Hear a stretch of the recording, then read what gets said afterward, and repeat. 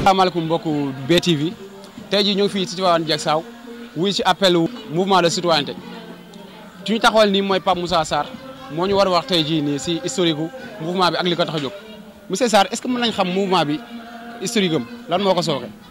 waaw jërëjëf ñu ngi leen di gërëm di leen sant di vraiment di rafetlu seen teewaay fii di wax ne nag mouvement bi mouvement citoyen la de citoyenneté la donc damay def rapidement historique bi. mouvement bi Abdou Aziz Diop moo ko initié mais mouvement bi mu ngi commencé le 6 janvier 2019 donc chez Ngor si lañ defee suñu assemblée générale donc depuis lors mouvement bi mu ngi dox ñu ngi def ay rencontres di dem si askan bi di waxtaan ak ñoom donc mouvement bi li ko tax a jóg c'est un mouvement de citoyenneté comme ni ñu ko waxee dañoo jóg si dans le cadre social bi. donc dañoo jóg pour dimbale askan bi parce que dañoo gis ne Tivaouane Diacksao dafa sooxe si lu bari donc mouvement bi jóg pour jéem a fexe li nga xam ne mooy gàllankoor Tivaouane Diacksao mouvement bi jéem ko régler donc loolu mooy bitu mouvement bi. waaw c'est vrai que mouvement bi day dooru judd parce que boo xoolee wax naa ko léegi depuis le mois de janvier lañ commencé boo xoolee janvier léegi donc ça fait 6 mois donc bii mooy suñu première activité bi ñu commencé donc jàpp nañ ne. donc am na ay activités yu bëri li ñuy dérouler lii donc c'est l'aspect social mais si yeneen aspects yi aussi dañ ci jéem a intervenir donc lii comme c'est une première donc loolu moo tax ñu commencé te dafa nekk benn occasion boo xam ne tey jii weeru koor lañ nekk donc dañoo profiter ci weeru koor bi donc pour mettre en place activité bi ñuy def tey mooy ndogu. waaw dañuy def lu dul remercier population Tivaouane Diacksao bi parce que vraiment population boo xam ne bu xam lu bëgg la. parce que dañoo gis ne Tivaouane Diacksao vraiment nit ñi dañoo sonn waaw dañoo sonn donc mouvement bi bu jógee dans le cadre social pour dimbale askan bi donc ñoom dañ ciy gis seen bopp loolu moo tax jàpp naa ne ñëpp génn pour wuy ci mouvement bi. waaw donc di woo population Tivaouane Diacksao bi ñi nga xam ne jotaguñu génn wala jotaguñu xam mouvement bi ñu xam ne am na benn mouvement bu tudd mouvement de citoyenneté bu juddu ci Tivaouane Diacksao mouvement bi nag ay góor ay jigéen ay mag. ay ndaw ñoo ko composé donc dañ leen di ñaax ñoom ñëpp ñu ñëw rejoindre mouvement bi pour que au moins li nga xam ne mooy mbébétu Tivaouane Diacksao ñu taxaw ci. Nous sommes présentement avec monsieur Barry Abdourahmane. Monsieur Barry, est-ce qu'on peut savoir qu'est-ce qui vous a réellement poussé à mettre en place ce mouvement? En fait, on a créé ce mouvement pour la simple raison que on a fait un constat depuis presque 30 ans. On est dans cette localité, on n'a pas le bon maire. Pourquoi on n'a pas de bon maire? Parce que peut-être on n'a pas trouvé les personnes qu'il fallait à la place. Maintenant, les jeunes ont grandi, ils ont senti que ce quartier-là, en tout cas cette zone, la zone de Tivaouane Diacksao, est un peu abandonnée parce qu'elle est accaparée par les politiciens. Alors qu'en fait, nous, ce n'est pas ce qui nous intéresse. Ce qui nous intéresse, c'est notre localité. Il n'y a pas de raison que d'autres localités se développent, alors que nous, depuis 30 ans, on est là, on a toutes les possibilités d'avoir, comme les autres localités, on ne peut pas avoir ça. On a vu, les jeunes se sont réveillés, ils ont dit que non, il faut que ça cesse. Bon, pour que ça cesse maintenant, c'est les jeunes qui prennent même leur destin en main.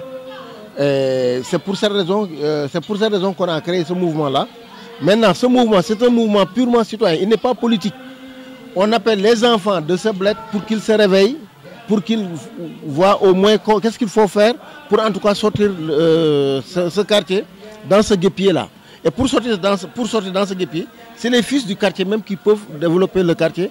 En fait, donc, c'est eux qui se sont levés pour dire que il faut que ça cesse avec les politiciens. Maintenant, nous on prend notre destin en main. En raccourci, c'est ça. Maintenant, on appelle tout le monde. On appelle tout le monde de Tivaouane Diacksao à Lamsar jusqu'à Diamaguène, Djubo et Diacksao 1 et Diacksao 2. Parce que c'est des enfants qui sont là, qui ont grandi, qui ont compris beaucoup de choses. Maintenant, il faut que chacun de nous se mette sur la tâche pour voir qu'est-ce qu'il faut faire, en tout cas, pour sortir de ce guépier-là. En raccourci, c'est ça. Vraiment. Mais c'est le but de notre mouvement. Hein. Nous, on s'est levé parce qu'on a vu qu'il faut faire quelque chose. Et pour faire quelque chose, il faut aller aux élections. Maintenant, on va tenter d'aller aux élections. Si les enfants, en tout cas, de Tivaouane Diacksao, Lamsar, nous écoutent, nous allons aller aux élections. Et nous, on sait qu'on peut gagner les élections pour la simple raison que c'est les enfants qui sont là. Les politiciens, ils sont une minorité. Hein.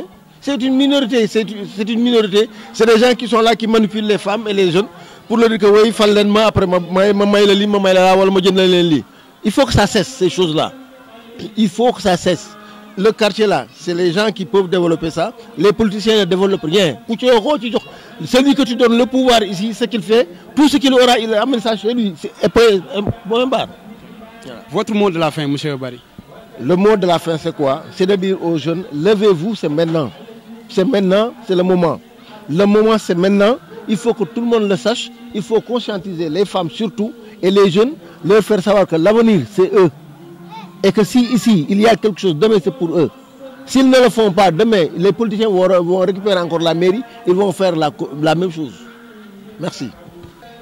waaw ginnaaw bi ñu nuyoo ñëpp ak di dalal ñëpp di masawu ñëpp ci coono yi vraiment nga woote ñu wuyu loolu rëy la donc tey mënuñu def lu dul mën naa wax ne am nañ certification parce que li ñu doon xaar yëpp gis nañ ko wala lu raw suñu njottu donc balaa dara ñuy dem ñuy avancé ñuy déggu ci lenn dañuy gërëm ñi fi teew ñëpp di sant ñëpp ak ñi nga xamante ne bëggoon nañ ñëw te mënuñu ñëw ginnaaw loolu tamit ñu masawu nit ñi seen coono yi ndax vraiment métti na xëy woor ba ngoon en moins d'une heure de temps nga bëgg ci def jàmm gan yëpp war ko ñëwaat toog jox say ndog après nga ñëwaat nekk ñii di service ñii def lu nekk donc ñu ngi leen ko sant mais nag da koy jar ndax aussi képp olof day wax pesum kanam borom moo koy fajal boppam ku dëkk ci dëkk depuis combien de temps rus sax boo génnee ne fii laa dëkk donc yaakaar naa lu ñu la woo pour dëkk boobu mën a dem di nga ci jóg nga taxaw ci loolu nag mooy maanaam ñi fi nekkoon di ñu nax wala ñi fi nekkoon di ñu sonal loolu lañ bëgg mu jeex tey moo tax tey bi nga wootee nit ñi mu neex mu naqari lu ñu mën a dal dañ koy bàyyi ñu ñëw ñu jàpp si ñëw wuy la gis ngeen fi ay mag gis ngeen fi ay ndaw gis ngeen fi ay xale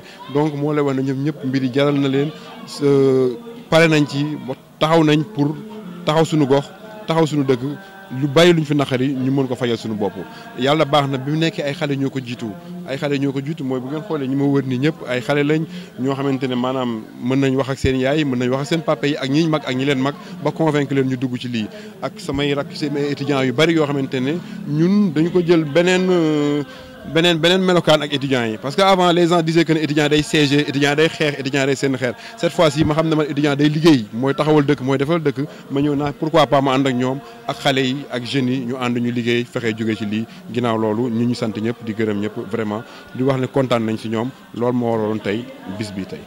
léegi boo amoon benn message boo xamante ni da nga koy lancer à l'endroit de la population de Tivaouane Diacksao ban message lay doon.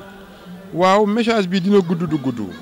ndax tey li ci ëpp solo mooy ñu tijji seen bët ñu xool parce que am na loo xam ne yaakaar naa ñoom dañuy judd fekk ko fi jeunes yëpp nag tey li ma leen di lancer mooy ñu farlu ñu xam ne gox bi seen gox la jeunes yi ñoo ko moomal seen bopp aussi bu leen fi kenn nax bu leen fi kii parce que suñ ko jugul defal kenn dinañ ko defaral paa yi tamit man dama wax souvent paa yi dañuy jóg ñu laaj dëkk bi ñu jox leen wala jigéen ñi wala maire ñi def nañ seen effort cette fois-ci na seen i jóg ñu defar ko ñi leen ci woo ku nekk Tivaouane Diacksao Diamaguène Café fépp Djibo Médina Marène 1 2 Lamsar ku nekk ñu ngi lay woo fu suñu tànk mën a egg dinañ fa egg ñu woo leen xamal leen ne que ne lii dafa war a jeex nañ si jóg ñu taxawal ko suñu bopp.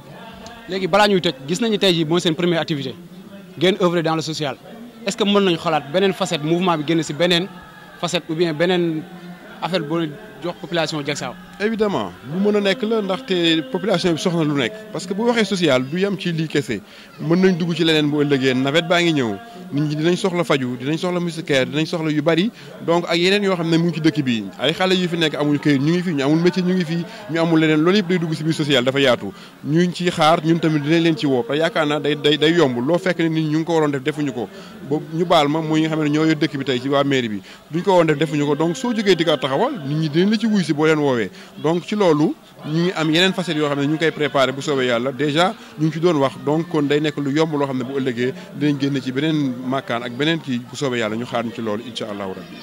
jërëjëf monsieur Diop ñu ngi lay sant di la gërëm yéen tamit mbokku BTV ñoo ngi leen di sant di leen gërëm di leen jox dig daje ci beneen incha allah.